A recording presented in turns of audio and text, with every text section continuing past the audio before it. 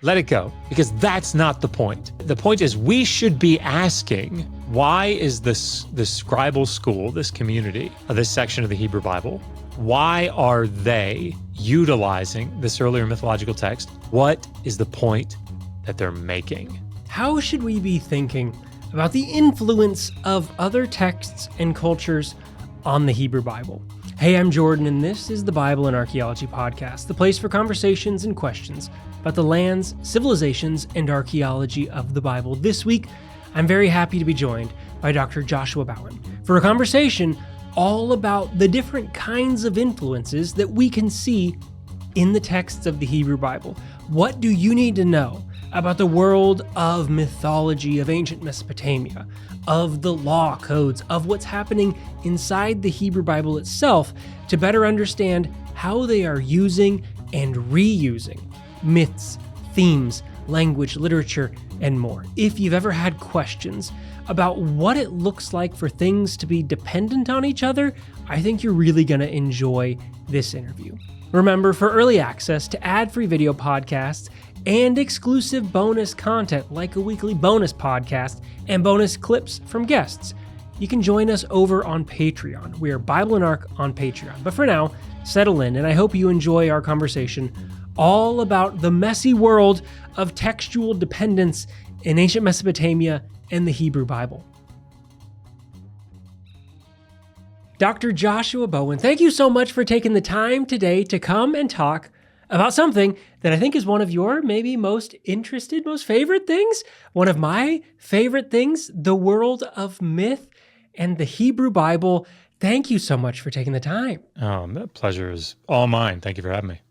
This is one of those topics that I feel like you can return to over and over again, and it's always got something new. Sometimes people are like, well, you've hit it all. You've talked about the things, and in reality, you haven't, which is why I'm happy to have you in, because the perspective that you take when you turn and what you choose to look at can really change the way these conversations go. So before we get started, can we start there? When you come to these types of questions, what direction are you looking? What communities are you looking to bring into conversation around these types of questions? I feel like probably the majority of my interactions about the Hebrew Bible in general and its relationship to the ancient Near East is in discussions between atheists and skeptics and Christian apologists. That's where I end up engaging with people. So what Megan is getting ready to do a talk on a topic very similar to this, and we were discussing sort of the way that she's thinking about going about it. And the place that we always have to start is to try to demonstrate there is dependence of texts in the Hebrew Bible on other earlier mythologies. And it seems like for people that are in academia, for people that are working with these texts, that are translating from the Akkadian and the Sumerian, is it like that's like a foundational bit? That's not something that we start there. But in these spaces, I feel like so much of my time is spent just trying to say, okay, look, let's look at Isaiah 27:1. Let's look at the Baal. Let's look at how the text is interacting with the Ugaritic here, and how would you explain that? How would you explain the Genesis 6-9 story? So, and the fact that it's using in Genesis 2 the word bana to build, which is not a Hebrew word that you would use to create a human, but it's the one that's used in Akkadian mythology in creating humans. So once we get there, then I feel like there are different directions that we can go, but that's the hurdle. When you're using the word dependence, what do you mean when you say that? Because I think for people, much in this, like, it's got to be a win-lose for a lot of people's framework coming in here. How do you understand? Because that feels like one of those academic words that gets brought in and we might go like, oh, yes, dependence. But for someone who is new to these considerations and trying to move away from, well, it just has to be a win-lose split here, what does dependence mean? I mean, I think basically it means that the donor, like the earlier text, chronologically speaking, is being utilized by the scribal school, the writers, whatever, of the later text. Consciously, unconsciously, it's informing their writing. So there are different levels, there are different gradations. The example that I like to use is I'm a big Seinfeld fan. And I have a whole chapter on this topic in my book, The Atheist Handbook to the Old Testament. I think it's volume 2. But, I have 5 kids. And so they hear me giving Seinfeld quotes all the time, generally out of context. And so it would be nothing for my, one of my teenagers to go to school and say, that guy's really sponge worthy. It'd be nothing, right? Nothing maybe it'd be something, because just from what that would mean to them, but there would be very clear dependence. In other words, that statement by my daughter would not have been possible but for the Seinfeld episode, The Sponge. Mm-hmm. Now, with that being said, that doesn't mean she's seen The Sponge.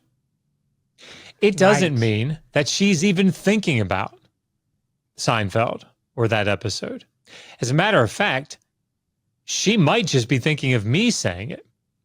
And when she uses it, because usage, it negotiates with its context, if we can say it that way, my usage of spongeworthy might not be in the context that she's actually using it, and it might be 2 degrees removed, or what have you. Mm-hmm.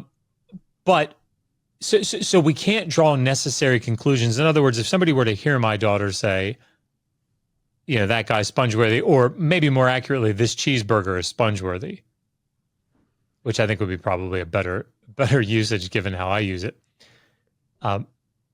You could not say it necessarily follows that she has seen or is thinking about that Seinfeld episode. You can't do that. It wouldn't work that way. And now that doesn't mean that she's not. It doesn't mean that she's not very intentionally pulling from the episode. You just can't say one way or another. The only thing that you can really say is that her statement is dependent upon, it would not be but for that Seinfeld episode. Now, there are ways that we can ascertain that. That's a pretty clear example, because spongeworthy is not, common parlance or something. It's not like part of the social fabric linguistically that we operate in. However, if she were to say, yeah, so this weekend I did this and yada yada yada, I'm pretty tired. Well, yada yada yada, that's a more common phrase. So we wouldn't be able to say, there's dependence upon what my daughter said there and the yada yada episode from Seinfeld, because there need not be a connection, intentionally, unintentionally, subconsciously, whatever, through any other media. It could just be that she's getting that from somewhere completely different. However, if she said, "Serenity now," and then said yada, yada, yada, now the evidence is mounting. There's more in favor of saying she's probably dependent upon, in some way, Seinfeld for the yada, yada, because it's coming after another very clear phrase, serenity now. Anyway. Yeah, that distinction of what is, when we're using this term, all the nuances that can be laid inside how you mean that it's not just, well, they must be sitting there with one text in one hand. Exactly. And they're going, I'm going to take that phrase. But it can include what's in the air. Yeah. It can include the broader uses of around, that phrase, as helpful as it is, for academics, the way these phrases can often be, they can be very helpful and also muddy the waters so much that someone else, without having read your back catalog, might not know exactly what you mean when you say that, as opposed to what someone else means when they say it. So when you say, there's dependence between these things, It can mean a lot. And it can also mean, like, as you're talking about creation stories within the Hebrew Bible itself, it's not just something that has to talk about stuff outside, right? Dependence can exist inside those texts too, right? Yep. Yeah. And we see it, again, we're talking about mythology, but I mean, we see it absolutely everywhere. So if you look, for example, at the 3 legal passages about slave laws in the Hebrew Bible, there's one in Exodus 21, one set in Exodus 21, one in Deuteronomy 15, and then one in Leviticus 25. Those are like the three big ones.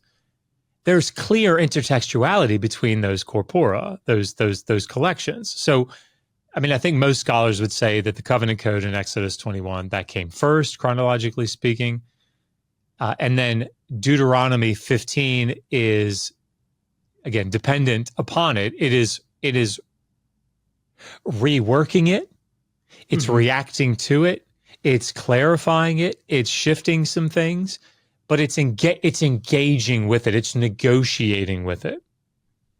And then Leviticus 25, which is, part of the holiness code, is something that, again, most scholars I think would say comes at the end or later, and is negotiating with both Exodus 21 and Deuteronomy 15 to say something different.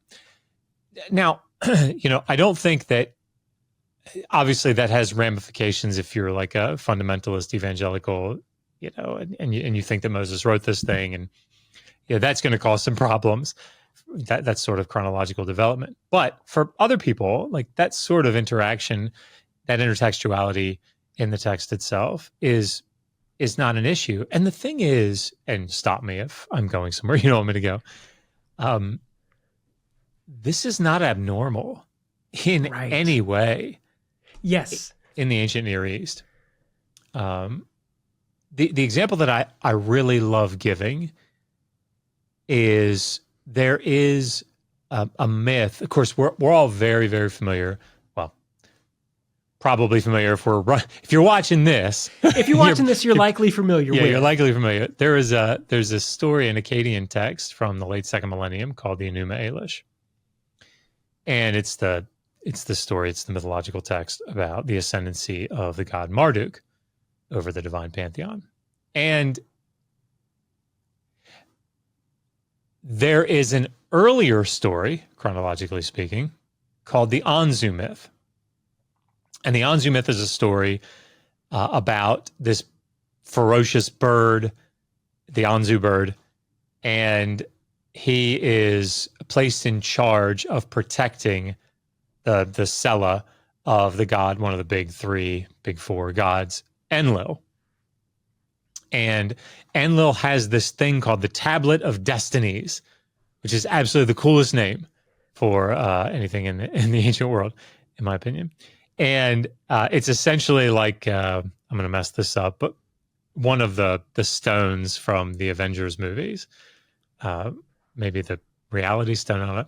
It can like control reality. So say something and it'll happen in reality. So Enlil has the Tablet of Destinies. He goes to take a bath one day and puts it down on his throne.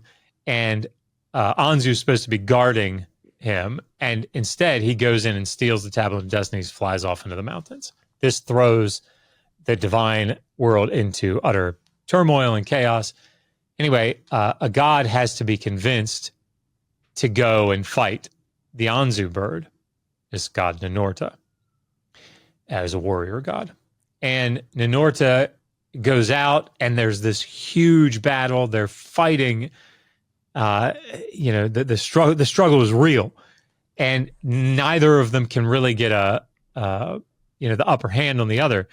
And at one point, Ninurta draws an arrow from his quiver and strings it up and goes to shoot it at Anzu. And Anzu holds up the Tablet of Destinies and says, essentially, arrow, go back to your thicket. And the arrow turns around and flies away. So he controls the arrow. So Ninurta can't win. I promise I'm going somewhere with this. I'm in for the ride. Great. And so Ninurta sends his mace. He has a battle mace. He sends it back and says, hey, go tell Enki, or Ea, the like sort of the wisdom or the trickster kind of deity. He's a really smart one. I can't win. Like, what do I do? Anyway, Ea gives him this trick, this ruse that he's going to be able to use. And what happens is they're fighting. The Norta and the Anzu bird are fighting again, and Enki tells him, or Ea tells him, to take a sword and cut off the pinions of the Anzu bird. And when those long feathers are like floating away, Anzu will take the Tablet of Destinies and say, "Feathers, return to me." And when he does, the Norta is to shoot an arrow, because the feathers that are on the arrow will also come to him. Okay. In this story, so you can hear the sort of the broad, the broad layout, the broad framework of the myth. In the story, there is a refrain: "Kill wicked Anzu, kill Anzu," and there's another statement that says, "When you kill him, have the wind bear his feathers off to the gods as glad tidings that you've killed the Anzu bird and restored order." Okay. If you've read the Enuma Elish, it's the same basic story. So, and I won't go into all the details of how they're similar. There is a phenomenal, I brought it up here, phenomenal new work about the Enuma Elish that has it's got a new translation. Sophicel's got he's a brilliant scholar. But some excellent articles in here. One that is one of my, anyway. But in the Enuma Elish, you have Tiamat, who is threatening the entirety of the cosmos, including all the deities. And she sets up her consort, Kingu, and gives him the Tablet of Destinies. And different gods are approached, "Hey, go out and fight Tiamat," and they're all too terrified. And one god, he doesn't have to be convinced, like Ninurta was in the Anzu myth. He volunteers, and it's Marduk. And Marduk, when he rides out, there is no battle with Kingu, the one that's holding the Tablet of Destinies, the one that everybody listening to this story knows the Anzu myth and knows that the Tablet of Destinies is like, it's whoever's got it, he's got it made in the shade. Another Seinfeld reference there, sorry. And yet Kingu, who holds the Tablet of Destinies, just at Marduk's approach, he's defeated. There's a phrase that's used, repeated throughout the Enuma Elish, and it's that same phrase that's used in the Anzu myth, but instead of it saying, "Let the wind bear off the feathers to the gods as glad tidings," it says, "Let the wind bear off her blood as glad tidings." It's the same phrase, just changes feathers for blood. Which is weird, because unless we're watching like CSI Miami or something, wind doesn't bear off feathers. There's not blood spatter here. That's not what we're talking about. Anyway, the reason that I say all that is that the whole point of those connections, those literary connections between the Enuma Elish and the Anzu myth, is the reader hears this, or the listener hears this, and says, "Oh my God, that's Ninurta." And Ninurta is a big deal.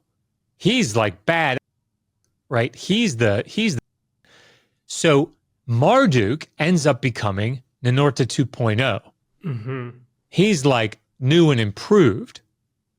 All the places that Ninurta was awesome, Marduk surpasses him, which is fitting for what the Enuma Elish is. And I'll land here, but the Enuma Elish, of course, is the the mythological text it's in 7 tablets, and it's recited every year at the New Year's festival, at the Akitu festival. So of all the texts that people would know, like, that's a pretty important one. And so the point is, there was no shame in the scribes reworking the Anzu myth into Enuma Elish. In fact, that was the whole point. Mm-hmm. And it was to say to make a new theological point, to say something new and different. It wasn't something they were trying to pull the wool over anybody's eyes or hide it, or it was very intentionally done. And I think that's the point that we should be coming to. Then I'll shut up. We should be coming to the Hebrew Bible with those sorts of options in mind when we encounter the text. Well, and that is such a shift on the perspective, a common perspective, not the only, but one of those common perspectives, which is, well, if they are plagiarizing, which they're not, but if you're coming from that side of, oh, they're copying and they're trying to hide it and pointing this out, is you're trying to somehow bust them and tear the thing down. And it's that win-lose dichotomy. Yep. Because we don't have this whole context. Whereas if you're playing in the world of Seinfeld or in the world of music or whatever this is, we do these things all the time. And it's not a detriment to the creator to say, hey, I'm taking something that you recognize, but watch what I do with it. Yeah. Like, taking that away from them feels so much more harmful to the reading than saying, let's acknowledge how they are repurposing this very specifically, but it requires us to do some background reading in order to understand what they're doing. But that is so much more beneficial and feels so much more enjoyable of a way to come to the materials. Yeah. I mean, it's Christmas time, right? We do this as a society all the time. Like, while there is new Christmas music, you know, we play holiday favorites or whatever during this time of year, and you'll always hear some new music, but very, very often you will hear the old songs reworked. Mm-hmm. And there's a reason for that. There's a reason that you'll hear this like updated version or a version with a slightly different spin, you know, or a different tune. And it's because we like new things, but we value the old traditions, and they have meaning, and so nobody. I always use this example. I think maybe because it shocks people that I would know it, but like, nobody looks at Eminem when he does this, obviously all the time, but there's always one that stands out to me. You know, Joan Jett wrote or sang "I Love Rock and Roll," and Eminem utilizes that song and repurposes it in such a way to write this song "Remind Me." And when he does, it is very, very clear to the listener that he's utilizing and repurposing Joan Jett's song. But nobody goes, "Oh man, you're plagiarizing. Oh man, you know, you lack such, you know, you don't have any creativity. Can't you do something new?" And it's like, yeah, you know, like, give me a break. It's Eminem. It's like what he does. And it's because we do things with songs, we do things with texts, and I think that's the jumping off point. We should be asking ourselves, in my opinion, when we read a text in the Hebrew Bible, and it sure looks like it's dependent upon an earlier text, we shouldn't be doing what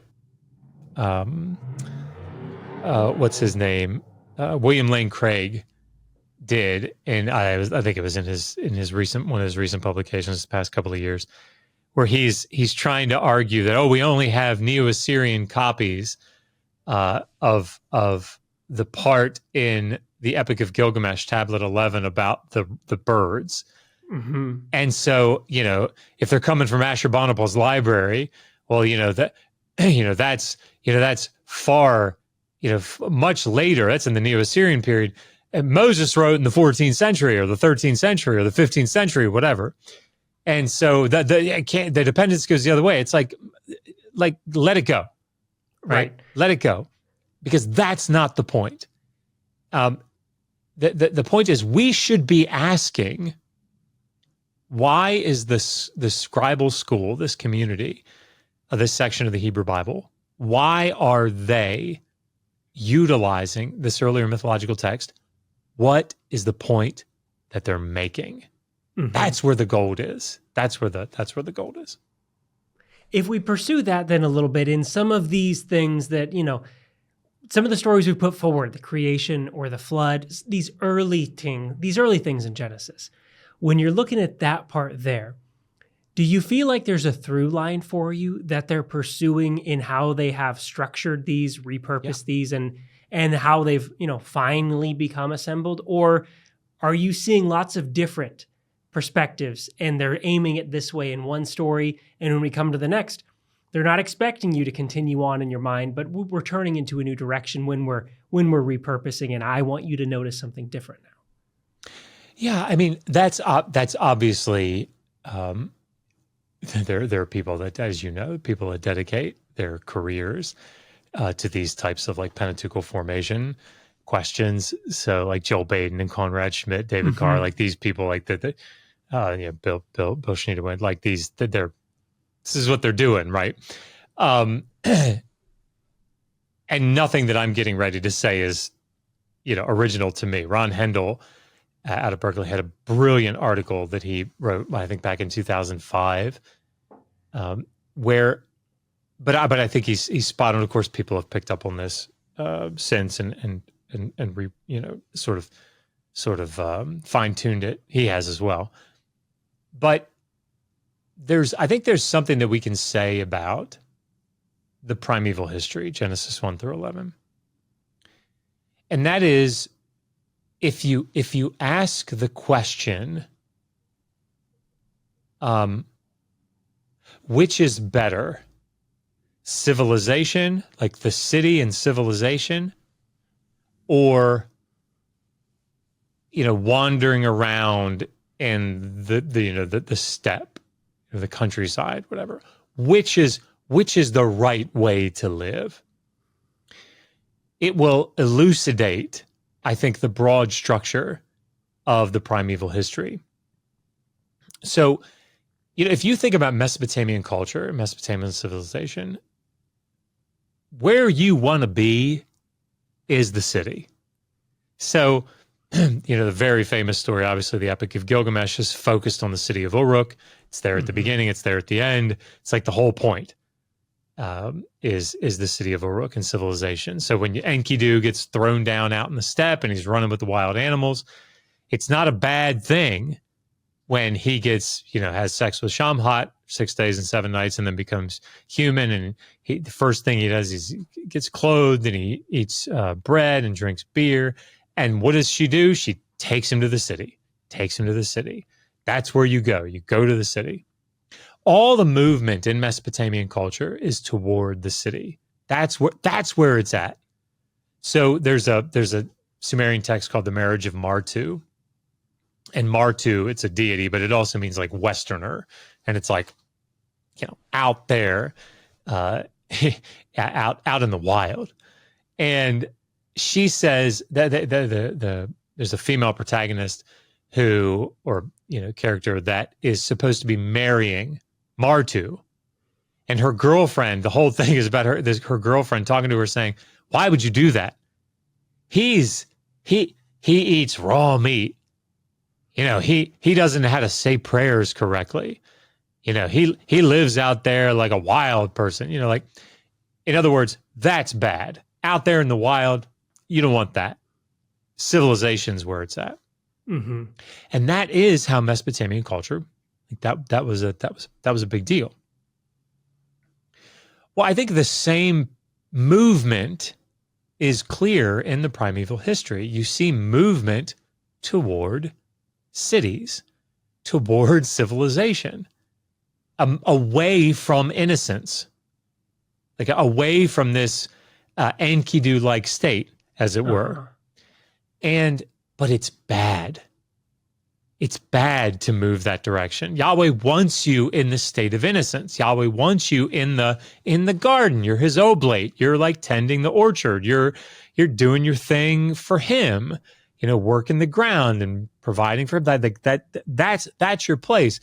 You don't want to be, in the city. Like that's not the thing. Which is why I think it's so telling. And again, nothing novel to me here. Everybody can go read Ron Hendel's work on this. It's phenomenal. But he points out that it's not. Everybody always calls it the Tower of Babel story. It's not the Tower of Babel story. It's the city and Tower of Babel. And it's not a coincidence that it's Babel, which is it's Babylon. That's not a coincidence. So, when we think about what is the text doing, the text is, in my opinion, that doesn't need to be the end all for anybody, right? There, people can go read lots and lots of scholars on this. I think I'm in good company with this opinion. I think that Genesis 1 through 11 is, in many ways, polemicizing Mesopotamian culture, Babylonian culture in particular, and saying this movement towards civilization, towards the city, towards this pinnacle of what man does and what kings do and how they build, and they've got ziggurats and they're taking care of gods in their temples and all this stuff. That's shit, right? We want to. That's not what you want. We want Southern Levant. We want Canaanite lifestyle. Like we want there out in the highlands. Like that's our bread and butter. That sort of thing. And so I think if you can look at the text through that lens, even if you're just temporarily putting that lens on to see if it fits, I think what it does is it illuminates things like, again, nothing novel to me here. But if you're comparing the flood stories, for example, the one that the place that everybody sees a connection. Yeah. Why is the flood sent in the first place? If you read through Atrahasis or Gilgamesh Tablet 11, or just the Mesopotamian flood traditions as a whole, it's because Enlil's a dick, right? And he can't sleep because these humans that they've created are super duper noisy. They're out there working to support the gods, I might add, right? Yes. But they're super noisy and Enlil can't sleep. And so he's like, decimate them. And it takes a separate deity, Ea, or Enki, to come along to the rescue and save this remnant. Well, if Genesis 6 through 9 is going to polemicize this, is going to utilize this tradition, but do so in a way that it turns it on its head, how does it adopt the story where one of the god that sends the flood is called evil in the text? It uses lemnum, right? It uses the Akkadian verb. He's evil. How do you do that? Well, what they do is they merge.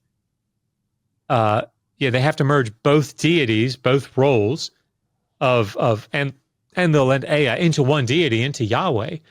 But what do? They make it humanity's fault, not because they're noisy, but because they're sinful, which is why Genesis 6:5 is like so emphatic in the Hebrew. It's like, they're not just bad. They're like super duper, uber, super duper. I got 5 kids, so I just said uber. But anyway,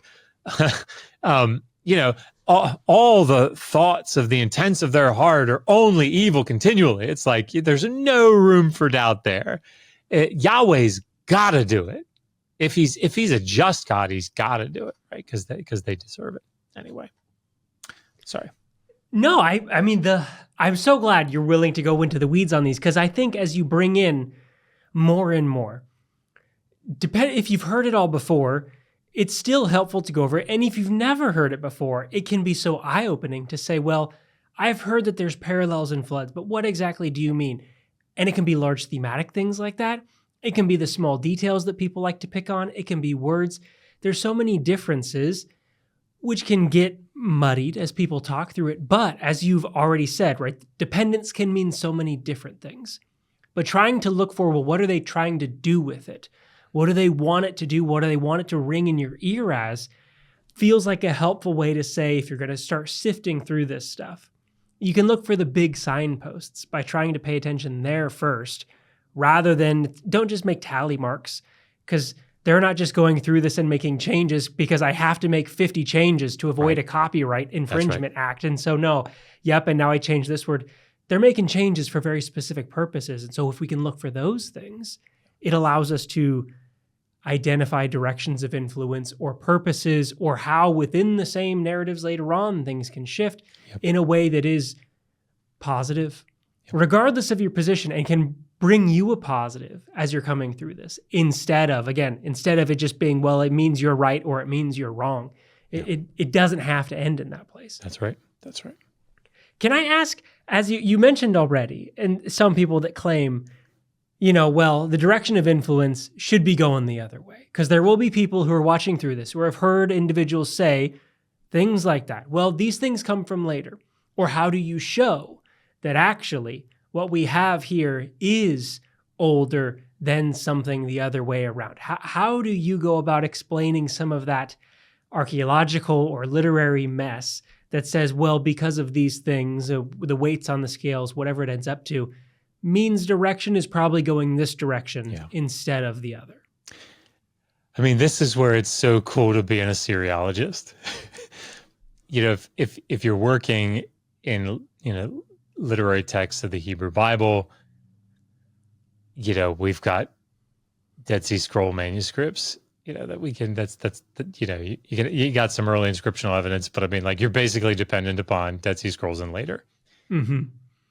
Well, my guys worked with clay, so clay and stone. So, like, we've got 500,000 cuneiform tablets out there. So, sucks to be y'all. No, but so, I actually have in volume 1 of the Atheist Handbook, I dedicated an entire chapter to, like, what is archaeology and how does it work? Not that I'm an archaeologist. I studied with Glenn Schwartz when I was at Hopkins. So I took archaeology with him every semester, and I took a semester with a couple of semesters, I think, with Barry Gitlin for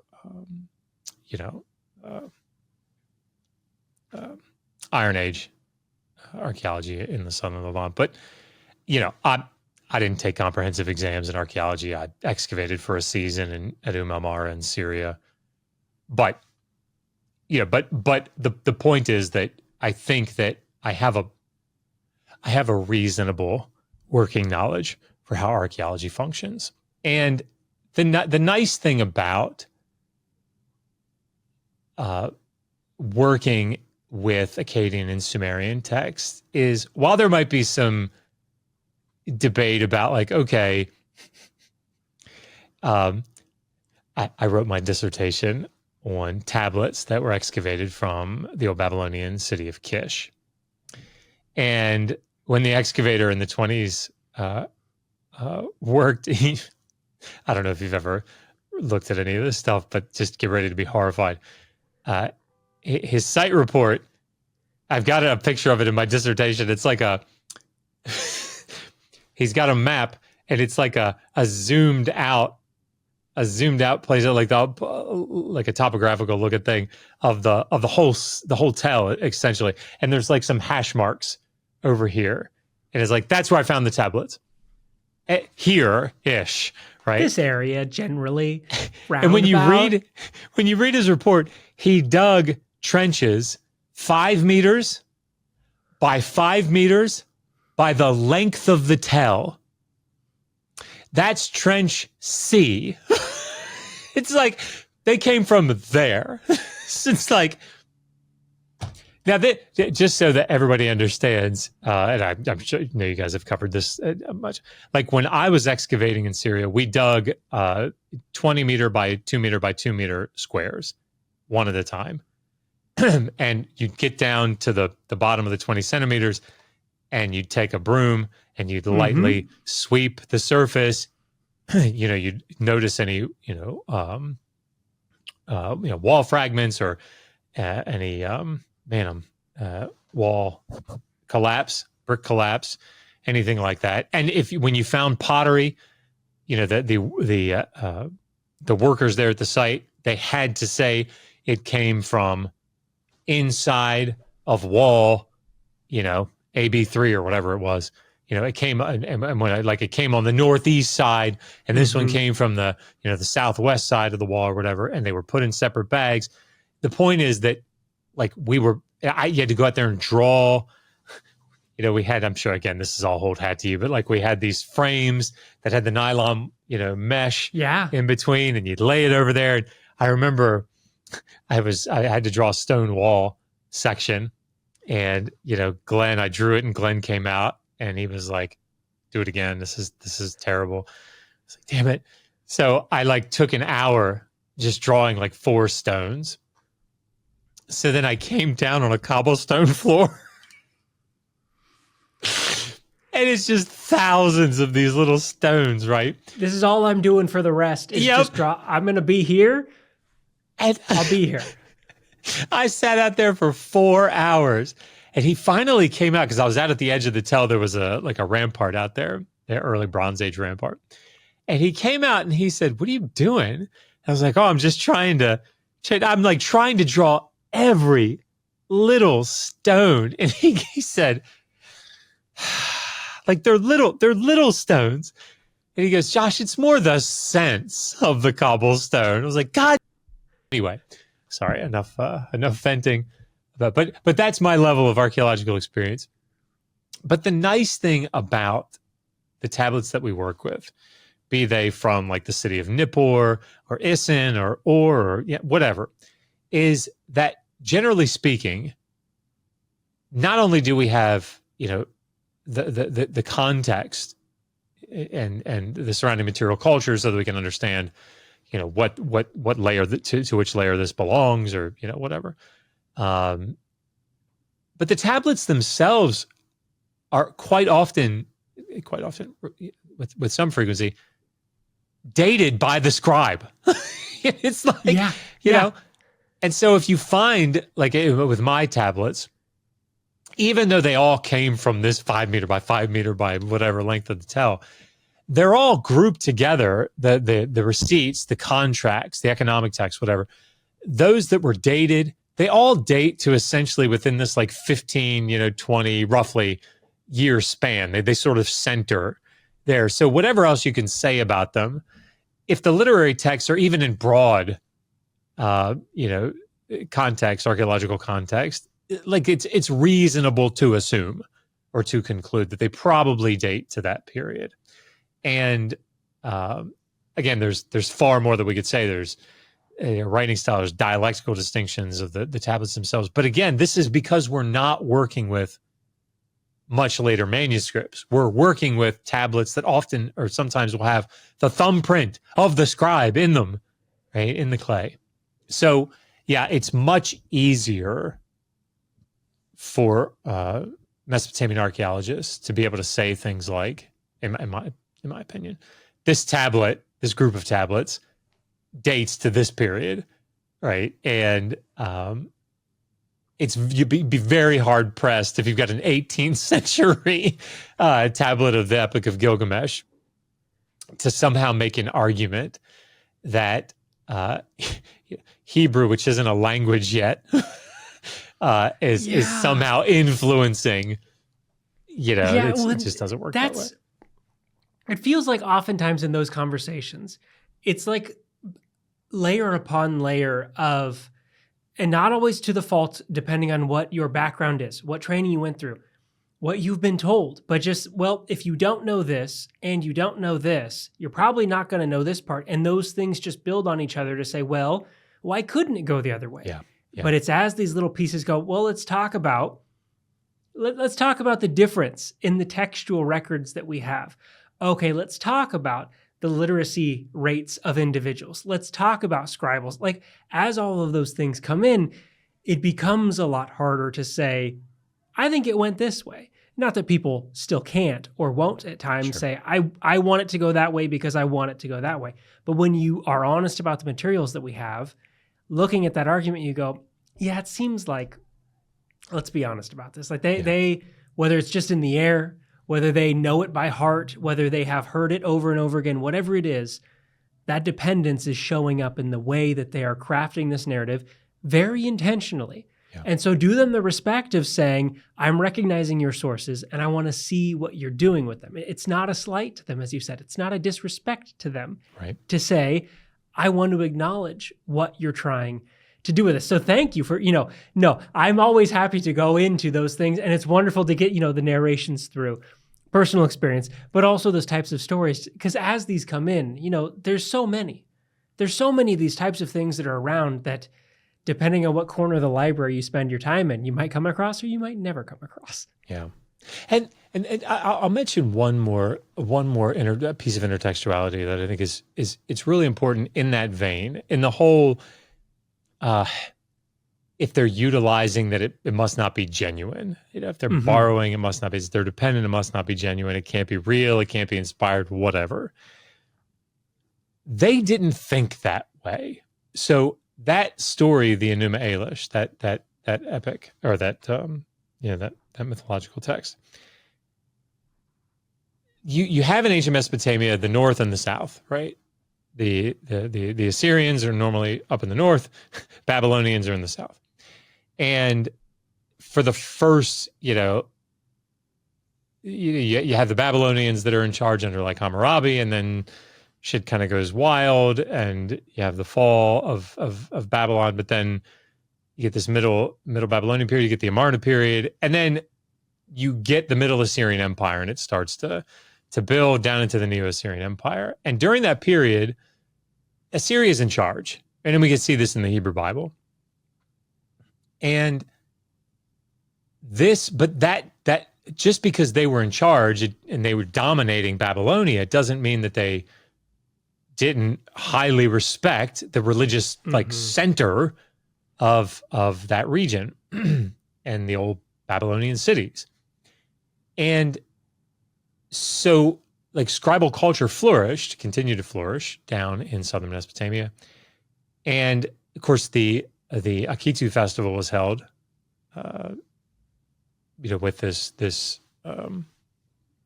worship of Marduk and the ascendancy of Marduk. Well, without going into all the details, there was a Neo-Assyrian king, Sennacherib, that got really pissed at Babylonia, and he went down and decimated Babylon to a certain degree. And when he did, he took a bunch of stuff back with him, including tablets, including compositions or texts. And from this period, we see an Assyrian version of the Enuma Elish. So the Enuma Elish is written in Babylonian, Akkadian, the Babylonian dialect of Akkadian, from the south. This version shows up in Assyrian, in a northern version. It's the same story, except the main change that they made, there's a couple names that get switched around out of necessity in the beginning. But they basically just go through, and everywhere it's like a search and replace. Sorry, I don't know why that took so long to come to my brain.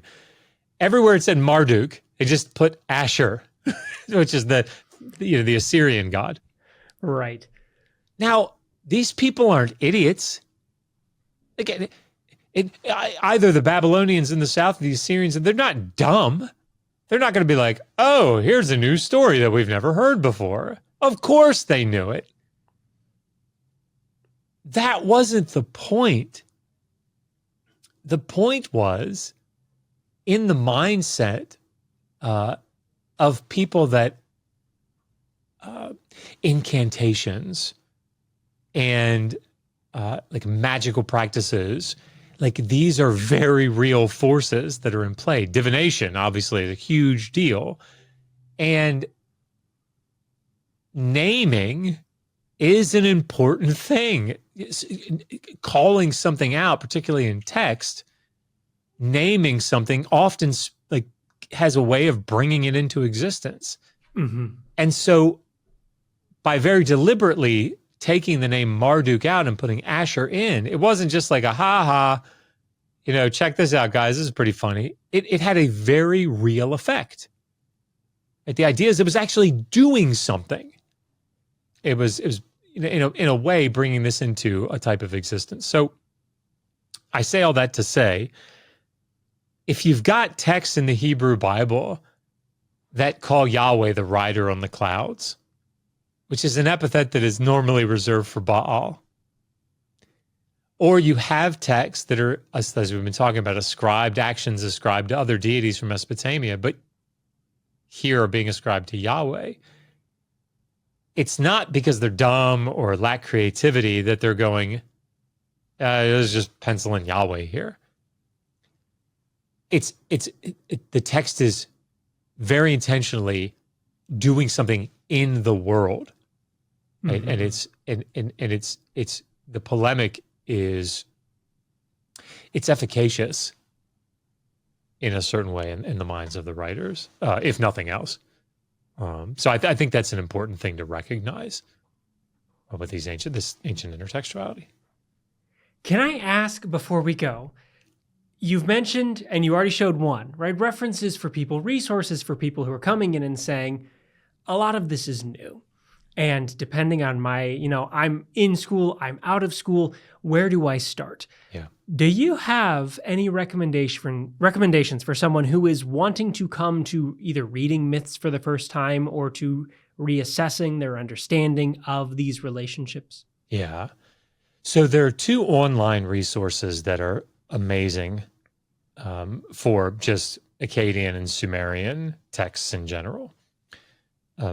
One, and I can send you links to put in the description. One is called ETCSL. It's the Electronic Text Corpus of Sumerian Literature. Assyriologists are not creative. It's quite a name.